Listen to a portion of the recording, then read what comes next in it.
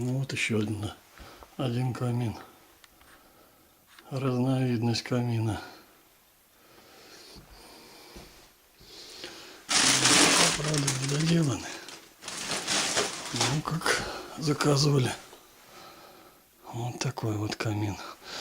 Такое приспособление сделано. Закрыто. Шибер поворотный. Тык, закрыто. Вот такой.